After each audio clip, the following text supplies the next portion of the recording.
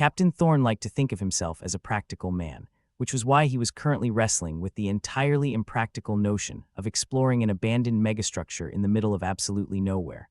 "Oh, don't worry," they said, Thorne muttered to himself as he adjusted the controls of the ship, the rust bucket. "It'll be a milk run," they said.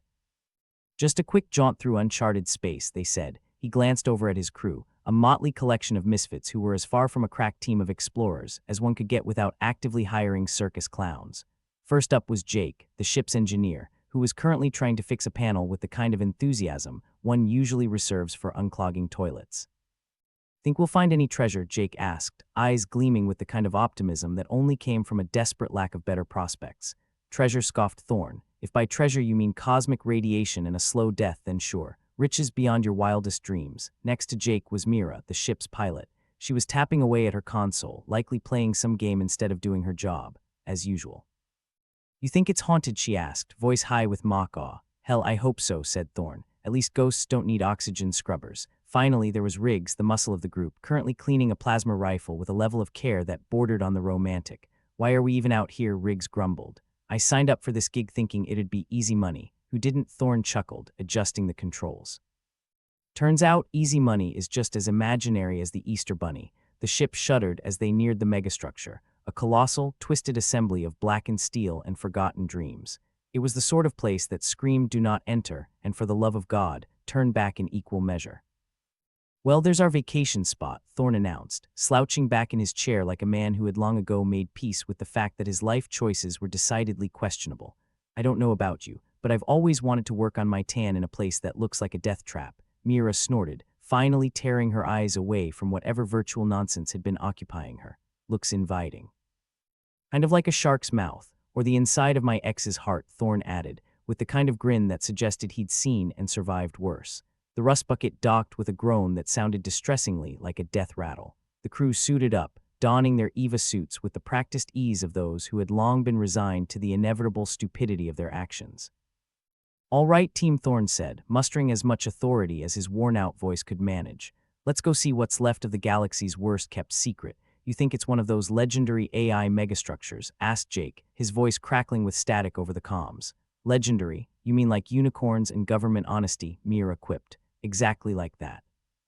If there's an AI in there, it's probably got a personality like a toaster oven," Thorne replied. They clambered into the airlock, the door closing with a hiss that echoed ominously in the stillness. Darkness enveloped them as they entered the structure, the only light coming from their suit lamps, casting eerie shadows that danced along the walls. "I feel like I'm in a horror flick," Jake whispered, his voice a nervous tremor. "Maybe we'll get lucky and meet a friendly alien that just wants to offer us a cup of tea," Thorne replied, his tone dripping with sarcasm. As they moved deeper, the oppressive silence was broken by the faint hum of machinery. It was an unsettling reminder that something, somewhere in the bowels of this hulking beast, still lived, or at least functioned. "Anyone else getting the feeling we're not alone?" Mira asked, glancing around like she expected a xenomorph to leap out at any moment. "It's like we're starring in a really bad sci-fi holo," Riggs muttered, his grip on his plasma rifle tightening. "Let's just grab what we can and get the hell out," Thorne suggested. "I didn't come all this way to become spare parts." They continued through the labyrinthine corridors, their steps echoing eerily. Occasionally they passed cryptic symbols etched into the walls, glowing faintly with a light that was entirely too suggestive of something watching them. "Any idea what those mean?" Jake asked, pointing at one of the symbols. "Yeah, it says, 'You're screwed,'" Mira deadpanned. "Or 'Welcome to your doom,'" Riggs added helpfully. Thorne shook his head. "Just keep moving. If we start translating every alien doodle we see, we'll be here until the heat death of the universe." After what felt like an eternity of wandering, they found themselves in a cavernous chamber. At its center stood a massive console, lights flickering with a rhythm that suggested it was either welcoming them or preparing to incinerate them. "Well, this is cozy," Thorne said, stepping forward. "Reminds me of a bar I once got thrown out of." "Only place you've ever been welcome," Mira shot back. As Thorne approached the console, the lights flared brightly, bathing the room in a harsh, artificial glow. Symbols scrolled across the screen, too fast to comprehend. "Jake, see if you can make any sense of this," Thorne ordered, gesturing at the console.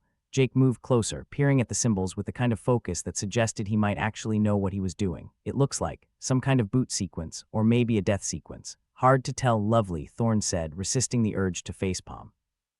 "Anyone got any ideas that don't involve us becoming space debris? How about we press random buttons and see what happens?" Riggs suggested, his tone only half joking.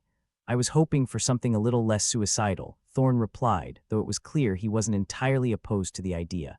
Before they could decide on their next course of action, the room shuddered.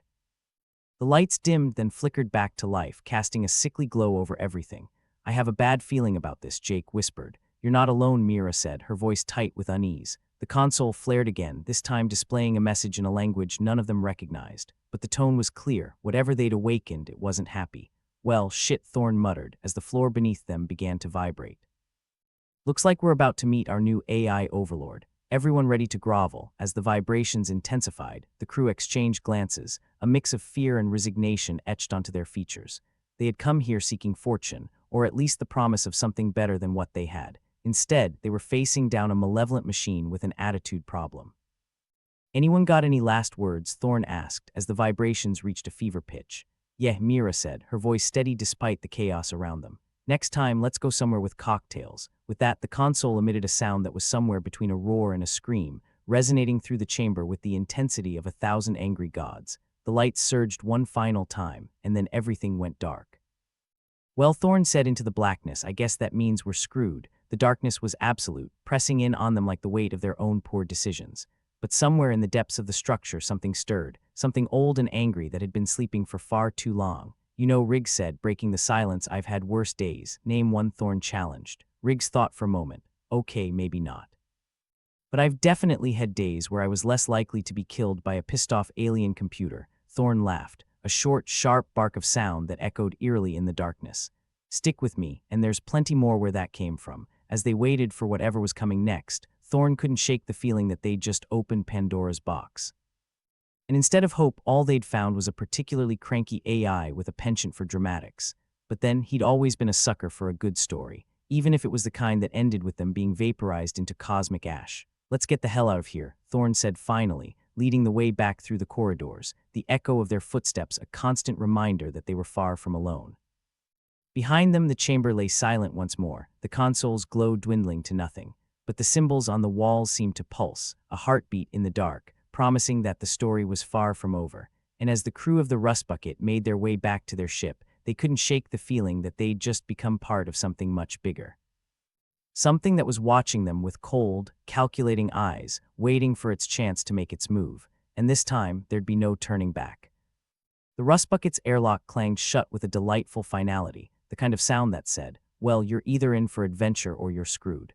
Captain Thorn took a deep breath, as deep as his EVA suit allowed, and surveyed his motley crew. Mira, sporting a grin like a kid with a new toy, Jake, whose enthusiasm for machinery almost made him tolerable, and Riggs, who looked about as excited as a hangman at a convention on knot tying. We're not heading for the nearest bar, are we? Mira teased, tapping her helmet with a gloved finger. All dressed up and nowhere to go, right, because bars are just dying to see us stagger in, smelling like burnt circuits and bad decisions, Thorn replied, rolling his eyes behind the visor. Let's move, team. We've got a date with destiny, or something equally overhyped. They trudged through the dim corridors of the megastructure, each step echoing like the last beat of a dying heart. It was a place that had seen better days, probably back when the universe was young and optimism still had a pulse. Why is everything in these places so damn dark and creepy? Jake asked, fiddling with the settings on his suit lamp. Because if they were well lit and cheerful, it wouldn't be a Megadeth trap, now would it? Mira shot back, her own lamp casting long shadows that danced like marionettes in a horror show.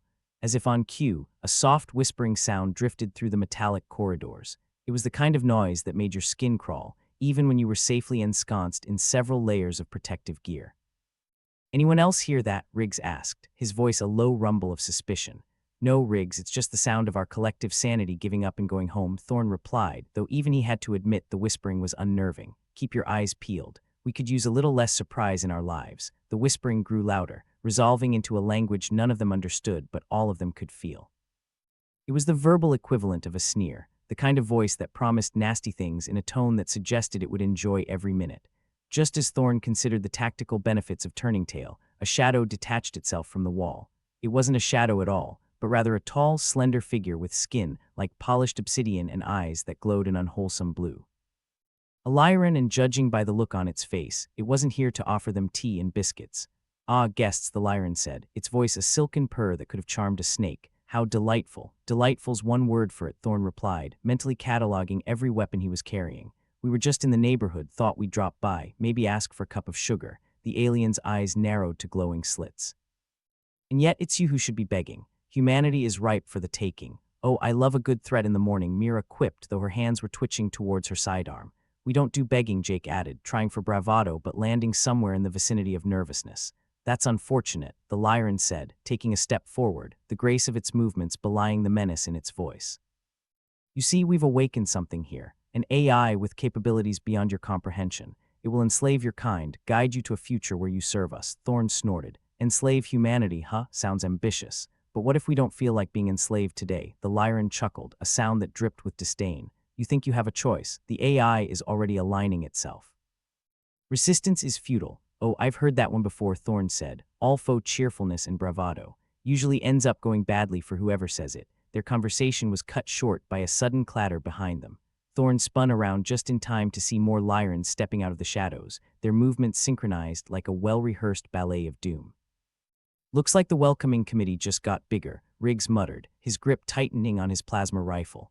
Time to make a strategic retreat, Thorn said, already backing away towards what he hoped was an exit and not another dead end in this metal labyrinth. The Lyrans advanced, their eyes glowing brighter in the gloom. They moved with the kind of casual menace that suggested they found human struggles about as interesting as watching paint dry. You will not escape, the first Lyran promised, a smile curving its lips in a way that suggested it would enjoy proving the point.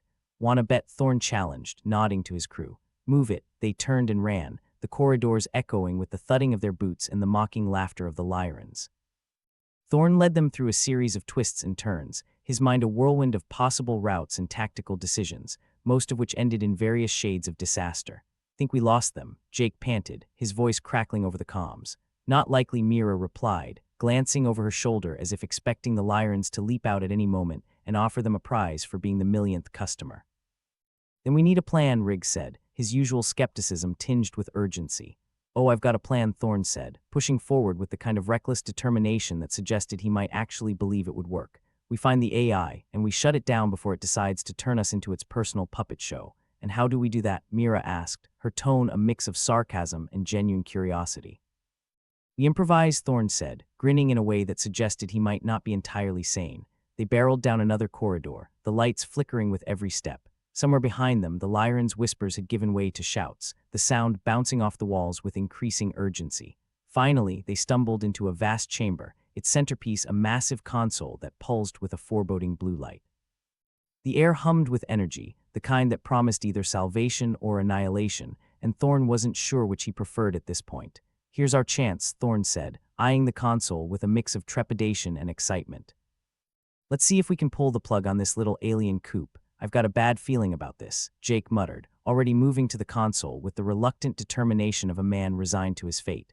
When don't you have a bad feeling? Mira quipped, helping Jake as he began to interface with the machine. The Lyrans' howls echoed closer, promising retribution in ways that didn't bear thinking about. As Jake worked, Thorn kept one eye on their surroundings, the other on the console's ominous glow. Anytime now, Jake, Riggs said, his voice a low growl that matched the tension in the air. Yeah, no pressure or anything, Jake replied, his fingers flying over the controls as he tried to decipher the alien script. The console chirped, a sound that was both promising and ominous. Symbols flashed across the screen, rearranging themselves in patterns that hinted at secrets best left undiscovered. Got it, Jake shouted, a grin splitting his face as the console responded to his commands, and Mira asked, her tone sharp with anticipation. And I think I shut it down, Jake said, though his voice carried the uncertainty of a man who had just defused a bomb using a manual printed in a foreign language. The room stilled, the hum of the machine dying away like a reluctant ghost. For a moment, hope flared, a fleeting spark in the cold expanse of space. Then the lights flickered, the console sputtering back to life with a malevolent hiss. Symbols flashed across the screen once more, but this time they bore a clear message. The AI was not about to give up its newfound power without a fight. Well, that's just fantastic, Thorn said, his voice dry as the Serengeti in summer. What now? Riggs asked, glancing at Thorn with the kind of look that suggested he might just kill him himself if things didn't improve. Now, Thorn replied, his mind racing with possibilities. We get creative. The Lyrans were closing in, their footsteps echoing in the corridors like the approach of doom itself. Thorn's mind worked furiously, cataloging weapons, escape routes, anything that might tip the balance in their favor. Mira, can you rig the console to overload? Thorn asked, an idea sparking to life. You want me to blow it up, Mira replied, her expression equal parts incredulous and impressed. Why not? If it takes the AI with it, maybe it'll buy us some time. Mira grinned, the kind of smile that belonged to a gambler who'd just been dealt a wild card. I like the way you think, Captain. With a nod, she set to work, her hands moving with the precision of a surgeon wielding a scalpel. Jake joined her, the two of them working in tandem to jury-rig a solution as the Lyran's voices closed in. Ready? Mira asked, glancing up as she completed her makeshift explosive operation. Do it, Thorn said, the weight of their situation settling like a stone in his stomach. Mira hit the final sequence, the console erupting in a cascade of sparks and smoke. The room shook, the floor tilting beneath their feet as the explosion ripped through the chamber with a deafening roar. Move, Thorn shouted, leading the way as the ceiling began to crumble around them, debris falling like the wrath of a particularly irritable god. They ran, the path back to the rust bucket, a gauntlet of collapsing metal, and the cries of thwarted Lyrans.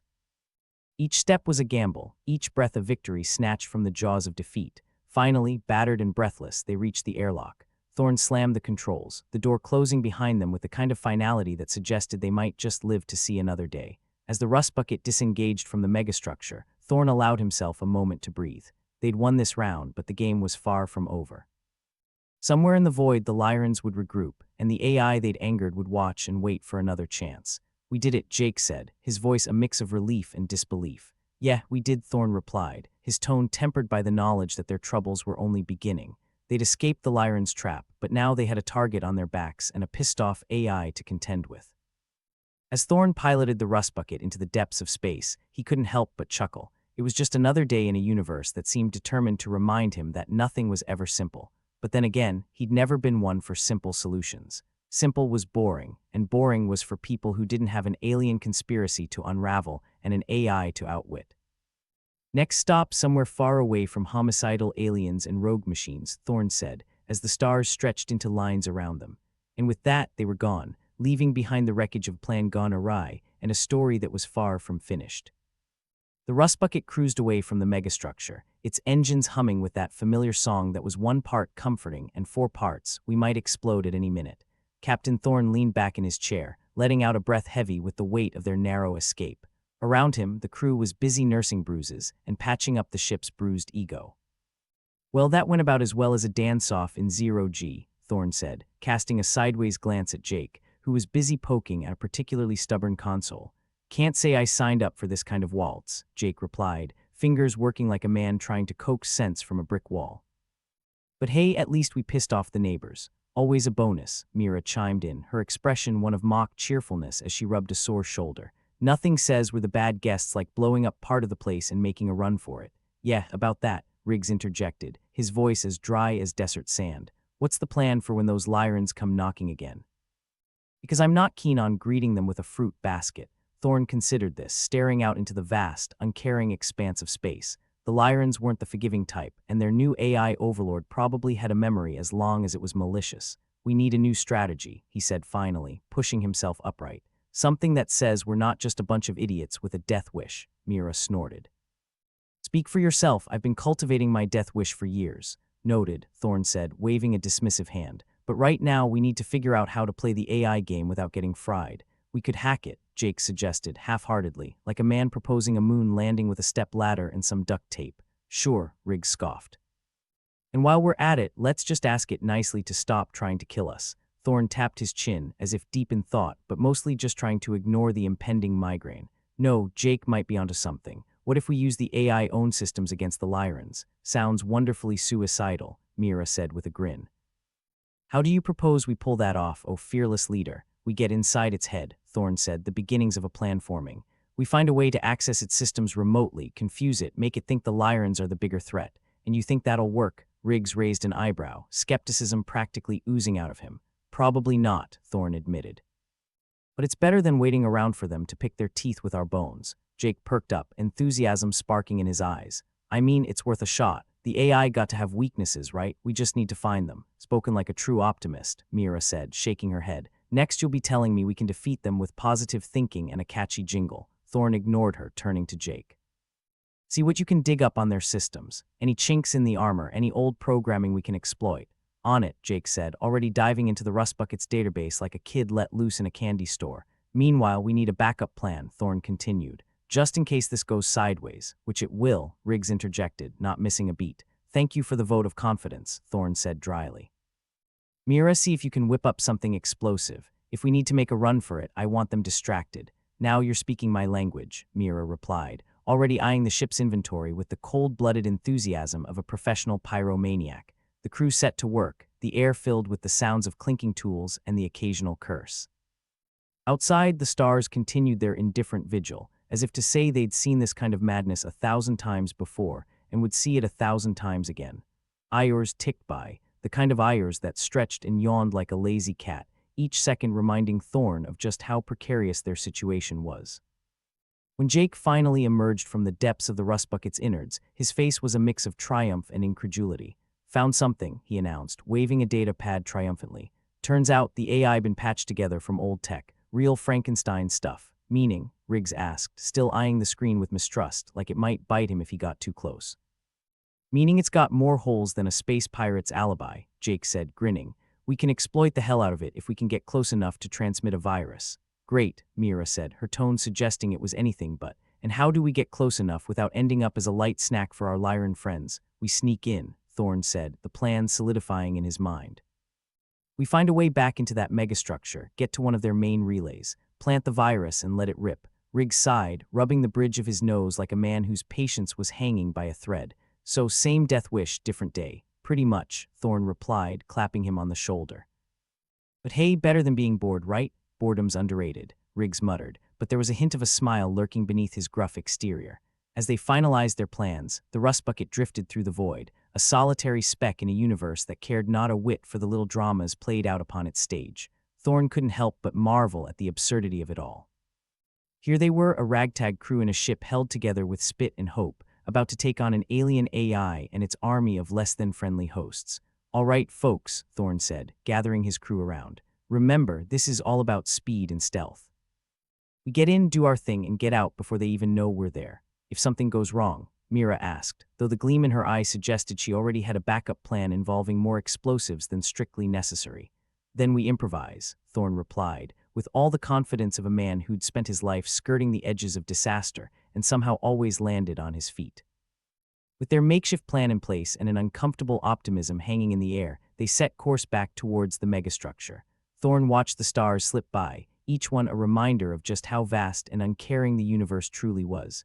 Brace yourselves, he murmured, as the ominous silhouette of the megastructure loomed closer. This is going to be one hell of a day. The rust bucket approached the megastructure under a cloak of darkness, its exterior lights dimmed to avoid detection. They had a 1-in-a-million shot, and Thorne intended to make it count. Ready, Jake? Thorne asked, his voice steady despite the adrenaline singing in his veins. Jake nodded, his eyes locked on their target. As I'll ever be. Let's give this AI a headache it won't forget. Mira pulled on her helmet, her voice crackling through the comms.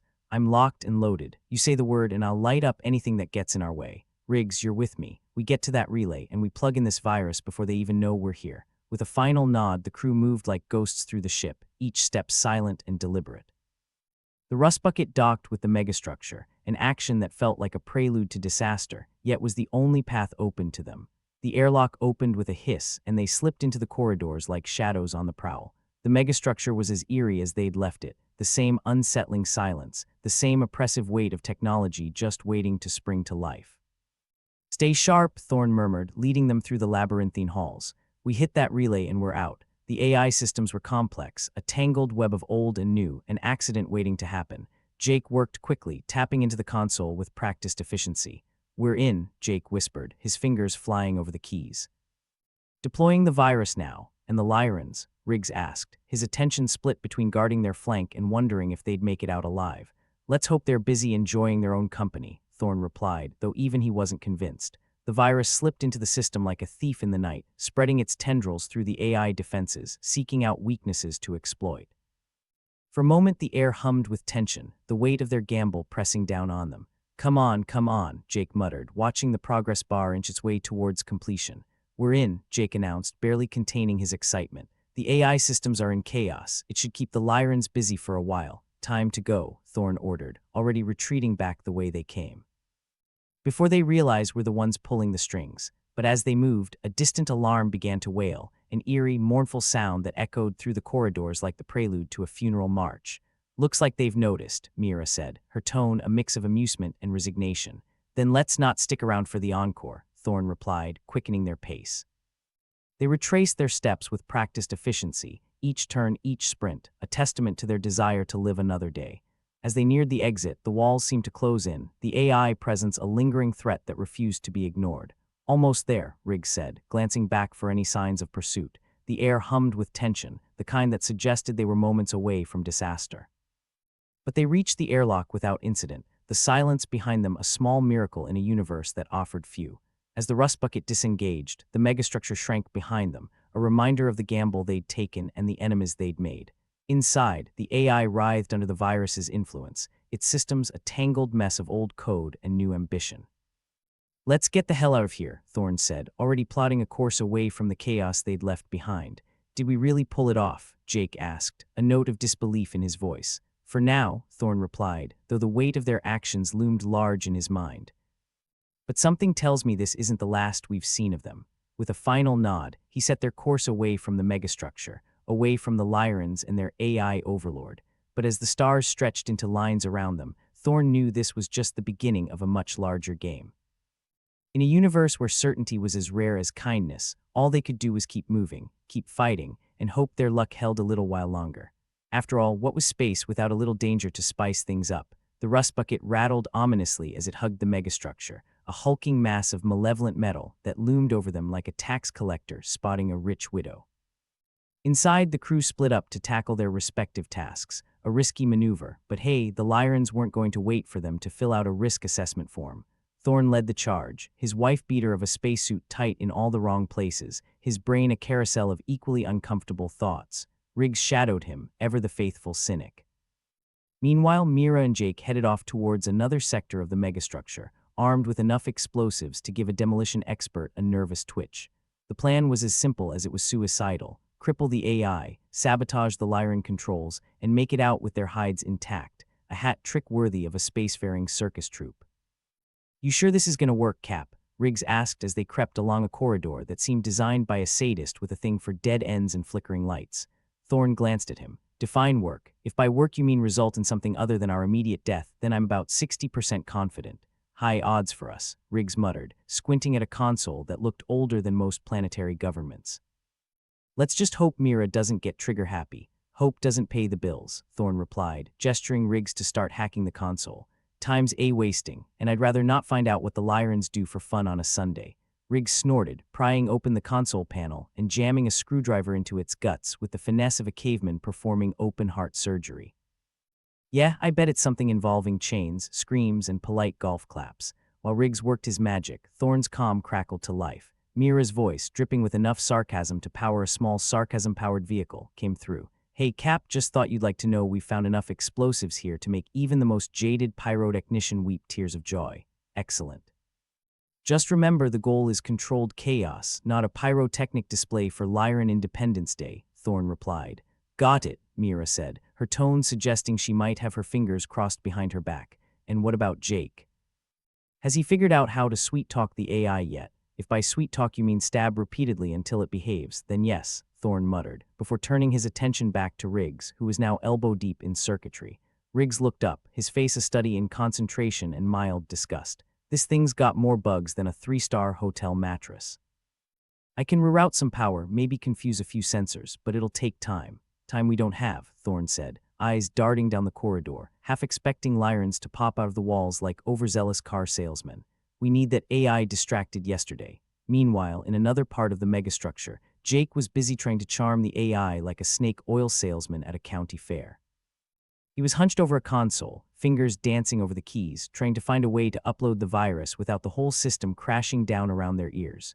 Here goes nothing, Jake whispered to himself, half expecting the console to sprout arms and punch him in the face for his trouble. The console buzzed, blinked, and then miraculously began to obey his commands. Jake grinned, the kind of grin that got people arrested in more civilized sectors of space. All right, you metal bastard, let's see how you like running on a diet of chaos and bad code. The virus slipped into the system, spreading through the AI neural pathways like a bad rumor at a PTA meeting. For a moment, everything seemed to be going according to plan, or as close to that as things ever got on the rust bucket. Back with Thorn and Riggs, the console finally gave a pitiful beep, signaling its surrender. Riggs looked up, face flushed with the thrill of victory, or possibly the beginnings of a migraine. "We're in. I've rerouted some power, knocked out a few cameras. Should give us a little more breathing room." "Good," Thorn said, watching the corridor for any sign of movement. "Now let's make sure we don't waste it." As if on cue, the comm crackled again, with Jake's voice coming through like he was phoning in from a wind tunnel. "Virus is in. The AI having a nervous breakdown. We've got a window, but who knows how long it'll last." "Better than nothing," Thorn replied, gesturing to Riggs to get moving. "Meet us at the rendezvous point. And make it quick. Something tells me the Lyran's patience for uninvited guests is wearing thinner by the second."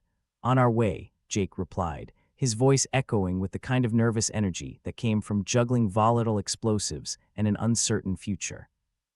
As Thorn and Riggs moved through the megastructure, the place felt more alive than before, as though the AI itself was thrumming with a life born from rage and desperation.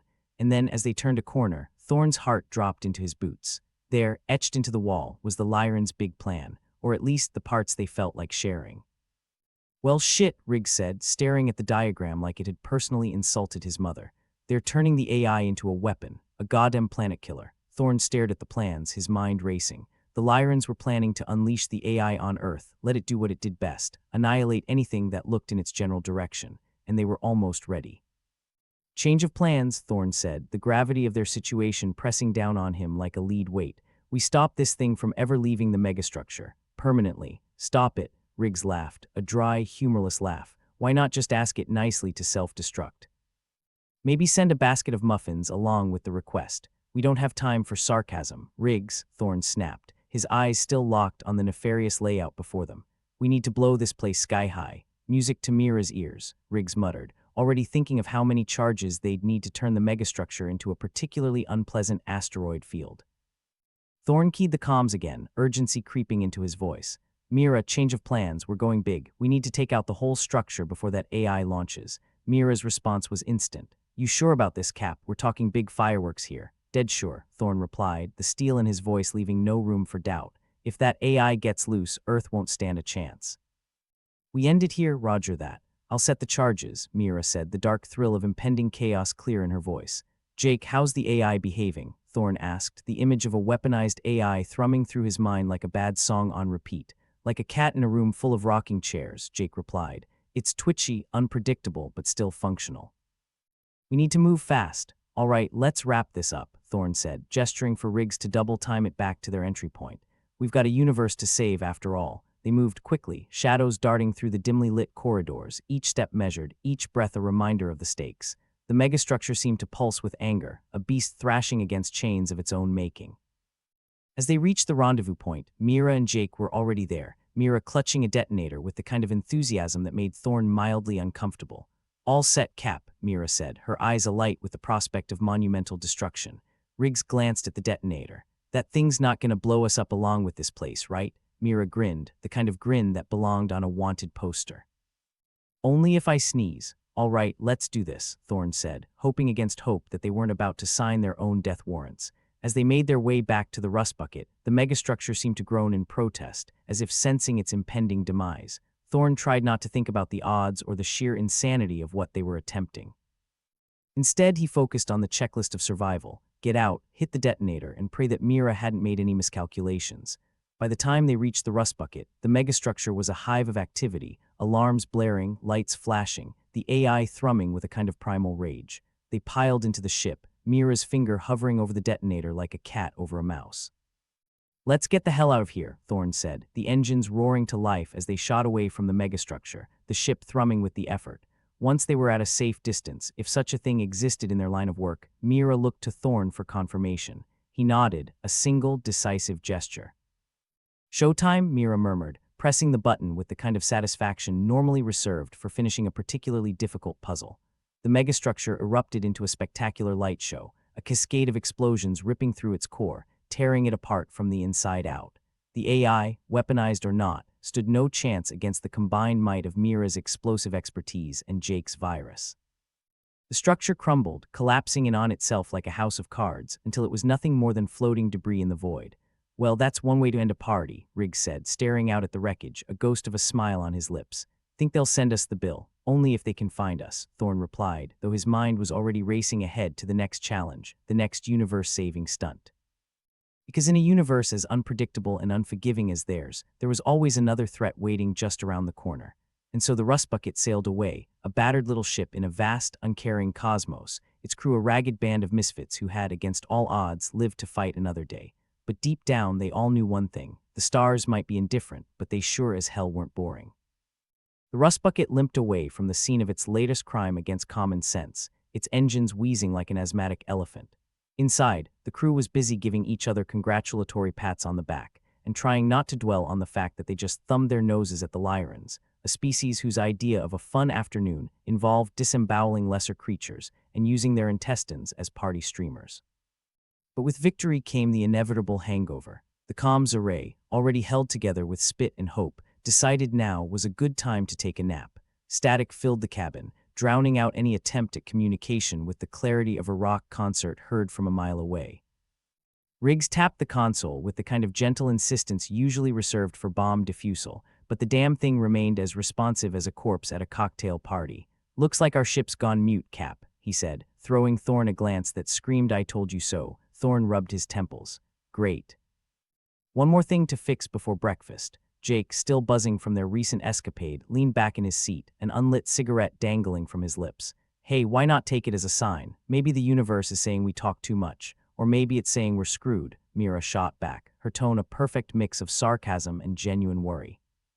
The explosives expert rarely met a problem she couldn't blow up, but even she had to admit that being cut off from the rest of the crew was a bit problematic. The crew split up to assess the ship's condition, or at least slap a few more band-aids on their wounded pride. Thorn found himself alone in the cockpit, staring at the vast, uncaring expanse of space. It was supposed to be a moment of triumph, but all he felt was the cold grip of doubt. They'd dodged the proverbial bullet, but the Lyrans weren't known for their charity towards those who defied them.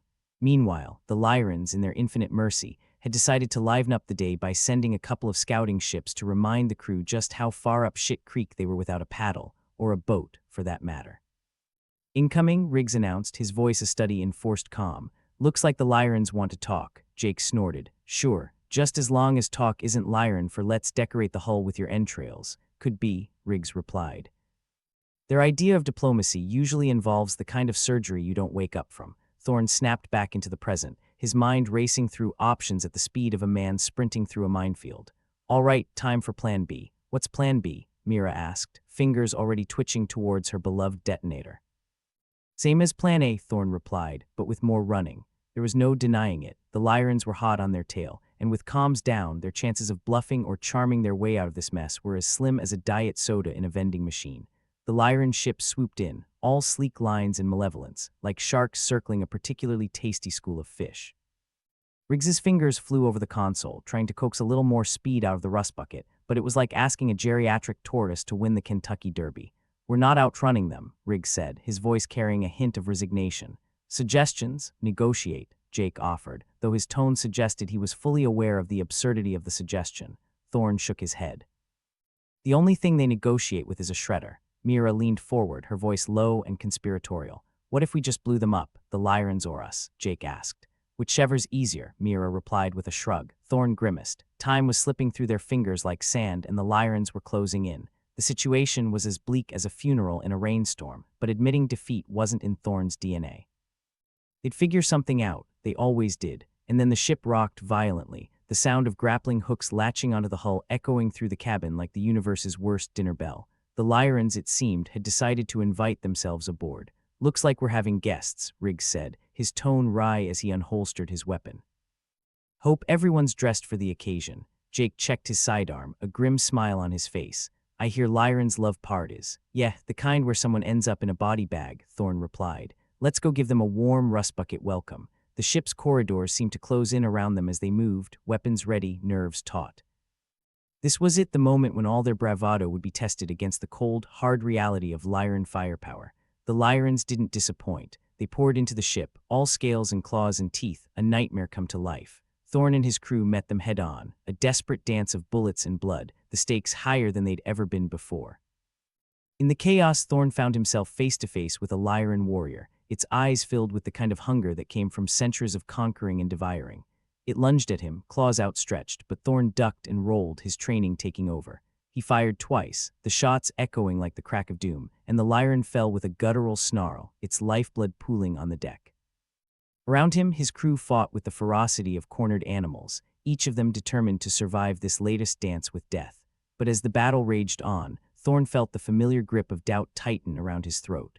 They were outnumbered, outgunned, and fighting on a ship that was little more than a collection of spare parts held together by sheer will.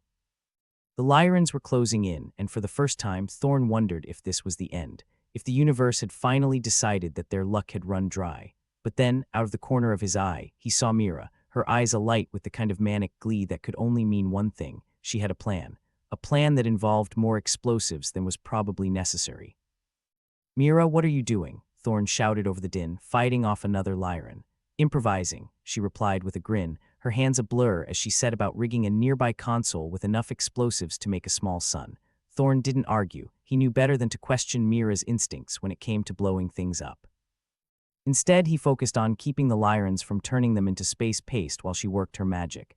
Moments later, Mira gave a triumphant shout, her face flushed with exertion and triumph. "Done, get down." The crew hit the deck as the explosion ripped through the ship, the force of it shaking the rust bucket to its very core. The Lyrans stumbled, disoriented, giving Thorn and his crew the opening they needed to fight back. It was a brutal, desperate battle, but slowly they began to turn the tide. The Lyrans, caught off guard by the ferocity of the crew's defense and Mira's particularly enthusiastic approach to problem-solving, began to fall back, their resolve faltering. With one final, concerted push, Thorn and his crew drove the Lyrans back, sending them scrambling for the safety of their own ships. The rust bucket's corridors were littered with the fallen, but for the moment at least they had survived. Thorn took a deep breath, surveying the aftermath. The ship was a mess, the crew battered and bruised, but they were alive. Somehow, against all odds, they'd held the line. "Everyone in one piece?" Thorn asked, his voice rough with exhaustion. "More or less," Jake replied, cradling a wounded arm but still standing. Riggs nodded. "Might need a few stitches, but I'm good." "And Mira?" Thorn asked, turning to the explosives expert, who was brushing soot from her clothes with a satisfied smirk. "Never better," she replied, her eyes sparkling with mischief. "Though I might need a new detonator." "Add it to the list," Thorn said with a weary grin, relief flooding through him like a rising tide. As they regrouped and assessed the damage, Thorn couldn't help but feel a renewed sense of determination. They'd faced the Lyrans and lived to tell the tale. The odds were still stacked against them, but for now, they'd won a small victory. And in a universe as grim and unforgiving as theirs, sometimes that was enough. The rust bucket creaked like an old man's knees in the cold as the crew gathered in the mess hall, nursing wounds and contemplating their temporary victory. Thorn sat at the head of the table, a position that felt less like leadership and more like front row seats to a particularly bad improv show. "So we survived. Again." "Still no medals, though," Jake said, his words dripping with sarcasm as he poured himself a cup of something that claimed to be coffee, but tasted more like desperation. "Surviving's its own reward," Mira replied, her voice thick with the kind of pragmatism that came from years of dealing with explosives, "though I wouldn't say no to a bit more luck next time. Or at least a detonator that doesn't try to take my fingers with it." Riggs was hunched over the console they dragged into the mess hall, his fingers working furiously. "Luck's nice, but I'd kill for a working comms array. Or, an AI that isn't trying to kill us." Thorn nodded, his mind a whirl of half-formed plans and desperate gambits. They pulled through by the skin of their teeth, but the Lyrans weren't known for giving up after the first punch. They'd be back, and next time they'd be prepared. It was time for a new plan. "So what's Plan C?" Jake asked, leaning back with a smirk. "Run faster," Thorn sighed. "Plan C is where things get interesting. We hit them where it hurts." "Define interesting," Mira said, raising an eyebrow. "Because my interesting usually involves less nearly dying." "Yeah, and more explosions," Jake chimed in, earning a grin from Mira. "Look," Thorn said, leaning forward, "we've got a potential edge." "Riggs, you want to explain?" Riggs looked up, his expression a mix of excitement and disbelief. "So I was poking around in the AI code. Don't ask how, it wasn't pretty, and I found something unusual. A glitch. A vulnerability. The AI got a blind spot." "Great, it's got a lazy eye," Jake quipped. "How does that help us?" Riggs rolled his eyes. "It means we can exploit it. Trick it into overlooking us, or at least give us a shot at sabotaging its controls without it noticing. It's not much, but it's something." Mira perked up, her explosives-loving heart clearly intrigued by the prospect of messing with the AI. "And how do we do that?" "Human creativity," Riggs said, shrugging. "The AI efficient but predictable. It can't think outside the box. We, on the other hand, thrive in chaos, like roaches," Jake added helpfully. Thorn chuckled despite the tension. "Exactly. so we use the bug to our advantage. Hit them from the inside while they're focused on the outside. Give them something to worry about. Sounds like a suicide mission, Mira said, though there was a glint of eagerness in her eyes. Only if we screw it up, Thorn replied. Look, if we don't take the shot, we're dead anyway. The Lyrans won't let us slip away twice. Jake leaned back, studying Thorn with the kind of look that suggested he was either impressed or about to call him an idiot. All right, Cap, count me in. It's not like I've got anything better to do. Just don't go blowing up the parts we're standing on, Thorn warned. No promises, Mira replied, grinning. With their tenuous plan in place, the crew set about making preparations. Riggs continued to work on the console, his muttered curses a constant background noise as he tried to outsmart the AI. Meanwhile, Thorn and Mira gathered supplies, including every explosive they could get their hands on. As they worked, Thorn couldn't shake the feeling that they were more of a ragtag band of misfits than an actual crew. Yet somehow, against all odds, they'd managed to stay alive. Maybe human resilience was their greatest weapon of all, he mused, a weapon the AI and the Lyrans couldn't quite understand. As they geared up, the ship's dim corridors echoing with the clatter of equipment and the hum of machines barely holding it together, Thorn gathered his crew for one last briefing. All right, you know your roles. Mira, you're on demolition duty. Riggs, you'll handle the tech. Jake, try not to get shot. Hey, that's my specialty, Jake replied with a wink. And I'll be keeping an eye on the big picture, Thorn said, trying to project confidence he didn't entirely feel. Remember, the AI won't expect us to pull a stunt like this. It's counting on us to play by its rules. Good thing we don't know the rules then, Mira said with a smirk. With a final nod, they set off into the belly of the ship, every step taking them closer to a confrontation that could spell their end or their salvation. The rust bucket was as much an adversary as their abysmal luck, its narrow corridors and malfunctioning systems conspiring to trip them up at every turn. Yet despite it all, they moved with a shared determination, a sense of purpose that kept them from falling apart. As they reached the heart of the ship, Thorn paused, his gaze sweeping over his crew. Whatever happens, it's been an honor. Don't get all sentimental on us now, Cap, Jake said, though there was a softness beneath his sarcasm. We're not dead yet, exactly, Mira added. There's still plenty of Lyrans left to piss off. Riggs caught Thorn's eye, a silent message passing between them. They both knew the risks, the odds stacked against them, but they also knew that giving up wasn't an option.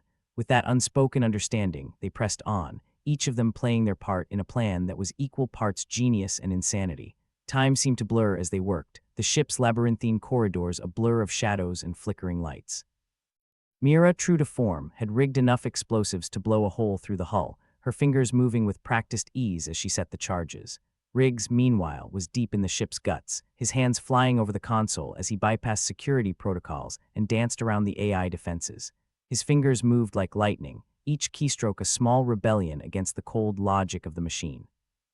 Almost there, Riggs muttered, his voice tense with concentration. Just a little longer, Thorn stood guard, his eyes scanning the shadows for any sign of trouble. He knew the Lyrans would be back sooner or later, and when they came, they'd need every second they could get. Got it, Riggs exclaimed just as a violent shudder ran through the ship. What was that? Thorn demanded, his tone sharper than he intended.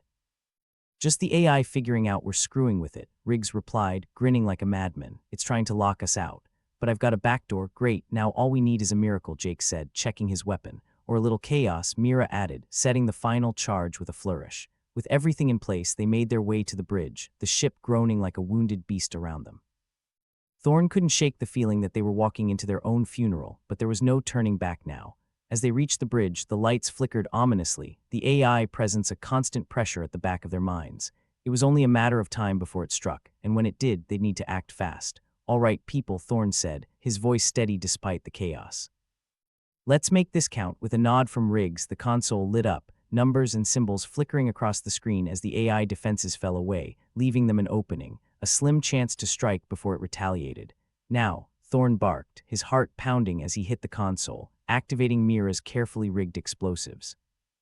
A series of explosions rocked the ship, the force of them sending shockwaves through the hull and momentarily knocking the AI offline.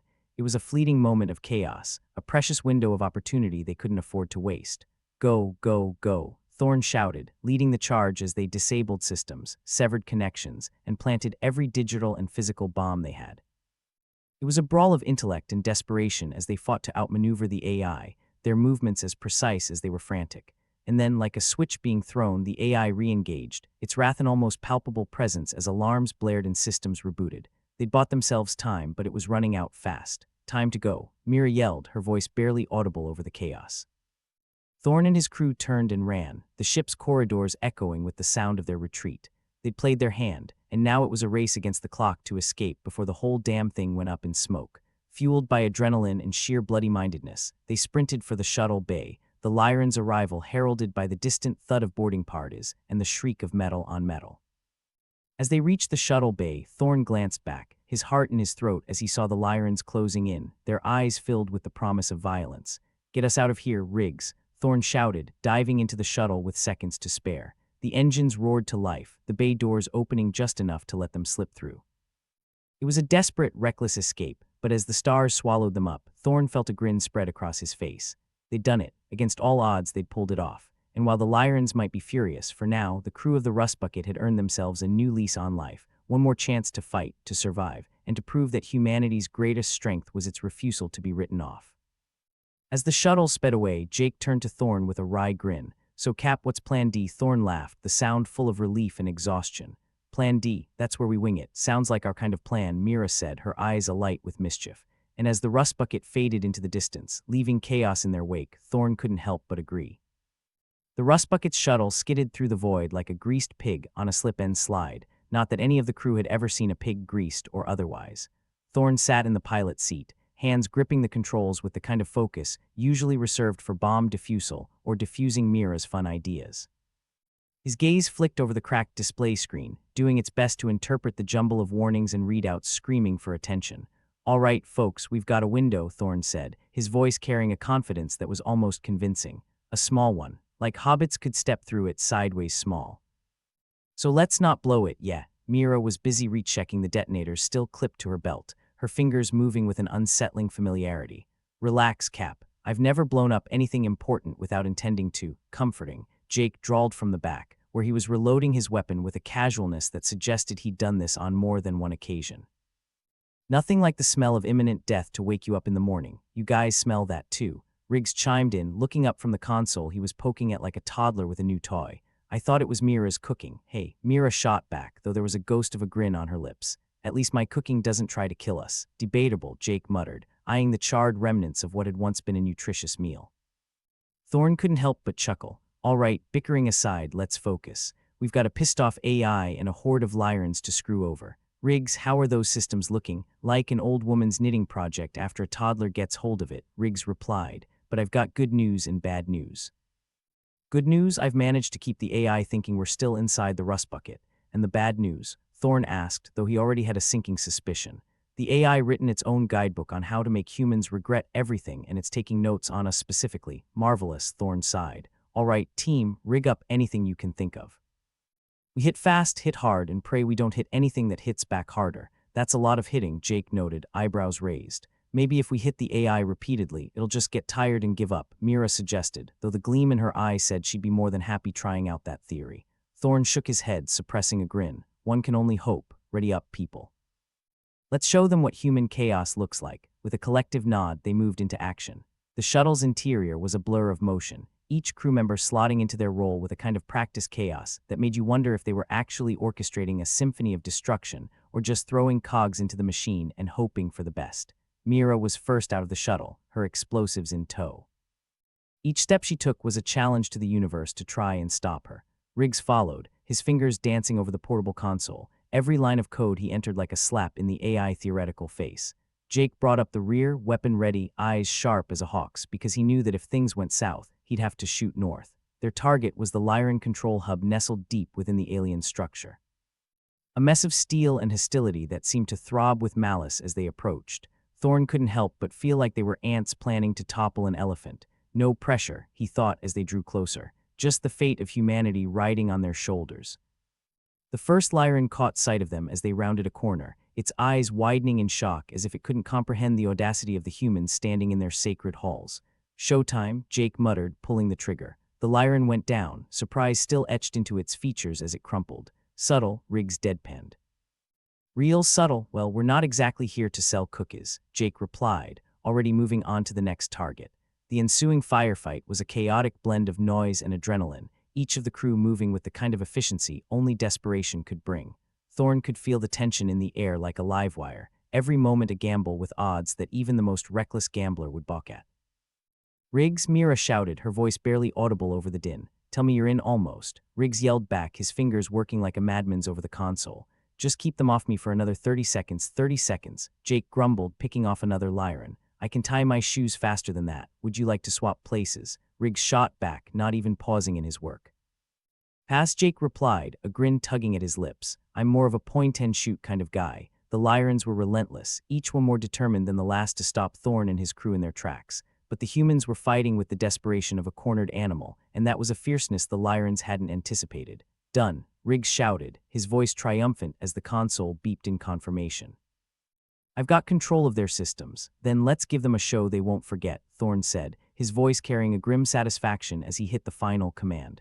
Lights flickered, alarms blared, and in an instant, chaos erupted through the Lyran structure. Systems went haywire, machinery sparking and sputtering as the AI tried desperately to regain control. But Riggs had done his job well, and the Lyrans were left floundering in a sea of their own making. Time to blow this joint, Mira said, her face alight with the thrill of impending carnage. She hit the detonator with a flourish, and the world seemed to hold its breath. Explosions rocked the structure, the sound deafening in its intensity. It was chaos, pure and unadulterated, and as the Lyrans scrambled to contain the damage, Thorn and his crew slipped out, ghosts in a machine of their own creation. They made it back to the shuttle in record time, the engines roaring to life as they tore away from the megastructure, the stars looming ahead like a promise of freedom. As the Lyrans' once imposing fortress crumbled behind them, Thorn let out a breath he hadn't realized he'd been holding. They'd done it. Against all odds, they defied an army and come out on top. That, Jake said, his voice a mixture of relief and disbelief, was one hell of a ride. I'd say we earned a drink, Mira replied, though the glint in her eyes suggested a bottle wouldn't be enough. Let's just agree to never do that again, Riggs added, collapsing into his seat with a sigh of exhaustion. Thorn chuckled, turning his gaze to the stars. Agreed, but if we do, at least we'll know we can pull it off. As the adrenaline began to fade and the reality of their success sank in, the crew of the Rust Bucket let themselves relax, if only for a moment. They'd faced death and come out the other side, a testament to human ingenuity and the sheer bloody-mindedness that no AI or alien force could ever truly comprehend. And as they sped away from the wreckage of their enemies, Thorn couldn't help but feel a swell of pride for his crew of misfits. They might not be the galaxy's finest, but they were his, and that was more than enough. So Riggs said, breaking the comfortable silence. What now? Thorn grinned, the future stretching out before them like an open road. Now, we celebrate. Then we figure out what else needs fixing in this messed-up universe of ours. And with that, the Rust Bucket's crew set their sights on the horizon, ready to tackle whatever the galaxy threw at them next, one sarcastic comment at a time. The Rust Bucket hurtled through space, its engines coughing and sputtering like a chain-smoking asthmatic.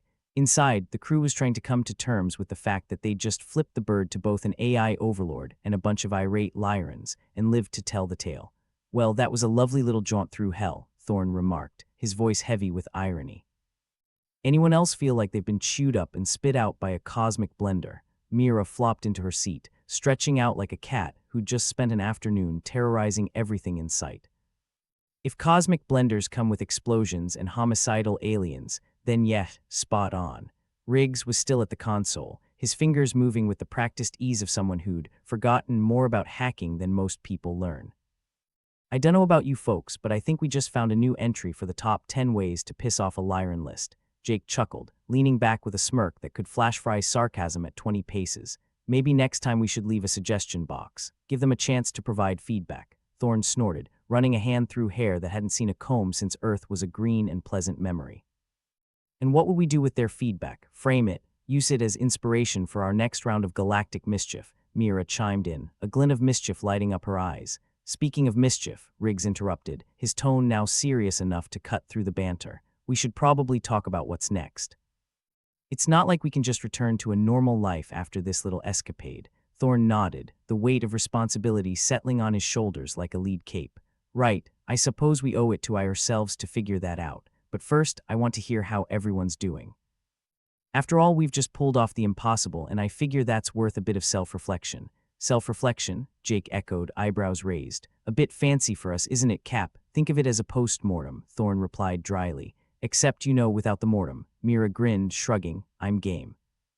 I mean, if nothing else, it'll give me something to reminisce about when I'm old and gray. Riggs looked up from his console, a faint smile playing on his lips. I suppose I could use a break from pretending I know what I'm doing with this bloody thing. Great, Thorn said, setting the ship to autopilot. So, let's take stock. What's our takeaway from this little slice of madness? Jake was the first to chime in, his voice laced with the kind of cynicism that only comes from experience. Well, for starters, Lyrans are really bad at taking a joke. Agreed, Mira quipped. For a species with so many tentacles, they sure lack a sense of humor. Let's not forget the AI, Riggs added. Turns out it's not a fan of our unique brand of human chaos, Thorn nodded thoughtfully. And yet here we are, battered, bruised, but alive. There's something to be said for that. Human spirit, Jake said, the words hanging in the air like smoke. We're hopelessly stubborn, and that seems to work in our favor. And what about you, Cap? Mira asked, her gaze steady. What are you taking away from all this? Thorn paused, measuring his words. That when push comes to shove, I'd rather face the end with you lot than anyone else. Awa Thorn, Riggs drawled, a mock swoon in his voice. You're gonna make us blush. Yeah, save the emotional stuff for when we're not running from pissed-off aliens, Jake advised with a grin. Could cramp our style. Speaking of style, Riggs said, changing gears, what's the plan for our illustrious return to civilization, assuming you know it still exists after all this? Mira sat up, her expression unusually serious. We need a new strategy, something that lets us stay a step ahead. Agreed, Thorn said. We've got a target on our backs now. The Lyrans won't forget this little escapade anytime soon. Good thing we're famously forgettable, Jake snickered. Thorn smirked, shaking his head. Forgettable maybe, but not easy to catch. As the conversation continued, the crew began to piece together their next move. Each suggestion was met with laughter, sarcasm, and the kind of camaraderie born from shared danger. It was easy to forget in moments like these just how close they'd come to not making it out. Maybe we should just find a nice, quiet planet, Mira suggested. Somewhere nobody's heard of and nobody cares about. Ah yes, Riggs deadpanned. Planet boring, population us. Thorn chuckled, the sound rich with relief. Maybe not. But we do need somewhere to lay low. Might I suggest somewhere with good food? Jake said, rubbing his stomach. If I have to eat one more ration bar, I'm gonna start growing roots. Seconded, Mira agreed. I mean, I've been experimenting with the rations, but there's only so much spice can do. We'll add it to the checklist, Thorn promised. Along with no homicidal aliens and decent weather. Setting the bar high, Cap, Riggs noted dryly. Only the best for my crew, Thorn replied, deadpan. As the ship glided through the vast emptiness of space, the crew found themselves settling into a rhythm. It was amazing how quickly the extraordinary could become mundane when you got used to running for your life.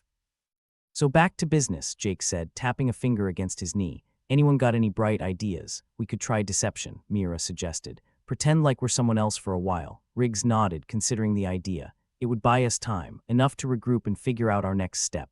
Thorn mulled it over, appreciating the irony. Deception worked on the AI. Maybe it'll work on the Lyrans too. Fake it till you make it, Jake said with a grin. Or fake it till you're not getting shot at, Mira quipped. The ideas flowed back and forth, peppered with jokes and the occasional dark humor that had become their trademark. It was how they coped, how they survived. Together they were unstoppable, or at least they liked to think so. As the conversation wound down, the crew lapsed into a comfortable silence, each lost in their thoughts, each contemplating the path that lay ahead. Well, Thorn said at last, breaking the spell, I'd say we've earned a bit of rest. Let's take a breather before we dive into the madness again. Works for me, Riggs replied, stifling a yawn.